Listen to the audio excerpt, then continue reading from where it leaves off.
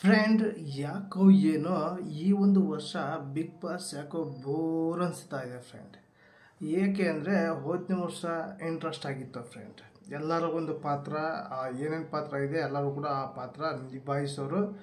ಅದೇನಿದೆ ಕರೆಕ್ಟಾಗಿ ಹೋದನೇ ವರ್ಷ ಕರೆಕ್ಟಾಗಿ ಬಿಗ್ ಬಾಸ್ ಇಂಟ್ರೆಸ್ಟ್ ಆಗಿತ್ತು. ಆದರೆ ಈ ವರ್ಷ ನನಗೆ ಯಾಕೋ ಏನೋ ಹೋದನೇ ವರ್ಷದ್ದು ಎಲ್ಲರೂ ಕೂಡ ಕಾಪಿ ಮಾಡ್ತಾ ಇದ್ದಾರೆ ಅನಿಸುತ್ತೆ ಫ್ರೆಂಡ್.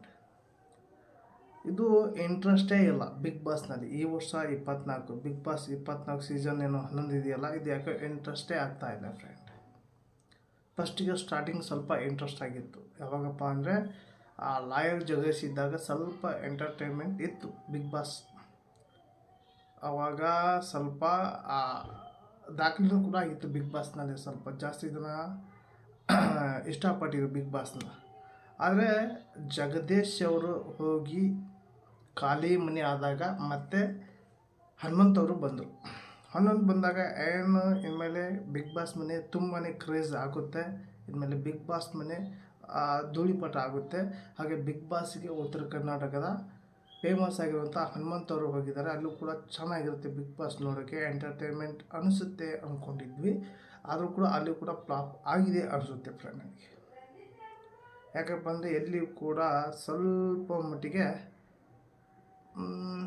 ಸ್ವಲ್ಪ ಜನಕ್ಕೆ ಮನೋರಂಜನೆ ಆಗ್ತಾಯಿಲ್ಲ ಫ್ರೆಂಡ್.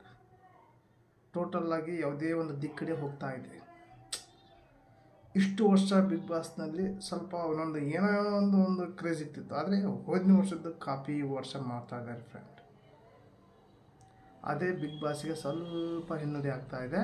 ಹಾಗೆ ಬಿಗ್ ಬಾಸ್ ಈ ವರ್ಷ ನಿಮಗೆ ಏನಿಸ್ತದೆ ಕಮೆಂಟ್ ಮೂಲಕ ತಿಳಿಸಿ ಫ್ರೆಂಡ್. ನಿಮಗೆ ಈ ಒಂದು ಬಿಗ್ ಬಾಸ್ ನೋಡೋದಕ್ಕೆ ಏನು ಅನ್ನಿಸ್ತಾ ಇದೆ? ಈ ವರ್ಷ ಚೆನ್ನಾಗಿ ಆಗ್ತಾ ಇದೆಯಾ ಅಥವಾ ಚೆನ್ನಾಗಿ ಆಗ್ತಾ ಇಲ್ಲ ಅನ್ನೋದು ಕೂಡ ಕಮೆಂಟ್ ಮೂಲಕ ತಿಳಿಸಿ. ಹಾಗೆ ನನ್ನ ಪ್ರಕಾರ ಯಾಕೋ ಏನೋ ಸ್ವಲ್ಪ ಬಿಗ್ ಬಾಸ್ ಡೌನ್ ಆಗಿದೆ ಅನಿಸುತ್ತೆ ಫ್ರೆಂಡ್. ಈ ಒಂದು ವಿಡಿಯೋ ನಿಮಗೆ ಇಷ್ಟ ಆದರೆ ಒಂದು ಲೈಕ್ ಕೊಡಿ. ಹಾಗೆ ಯಾರೆಲ್ಲ ಫಸ್ಟ್ ಟೈಮ್ ನನ್ನ ಚಾನಲ್ ನೋಡ್ತಾ ಇದ್ದಿಲ್ಲ ನೋಡೋರೆಲ್ಲ ಒಂದು ಸಬ್ಸ್ಕ್ರೈಬ್ ಮಾಡ್ಕೊಳ್ಳಿ. ಹಾಗೆ ಈ ಒಂದು ವಿಡಿಯೋ ನಿಮ್ಮೊಂದು ಫ್ರೆಂಡ್ಗೆ ಶೇರ್ ಮಾಡಿ ಅಂತ ಈ ವಿಡಿಯೋಗೆ ಎಂಡ್ ಮಾಡ್ತಾ ಇದ್ದೀನಿ. ಮತ್ತೆ ಅಂತ ವಿಡಿಯೋ ಚೆನ್ನಾಗಿ ಟೇಕ್ ಕೇರ್.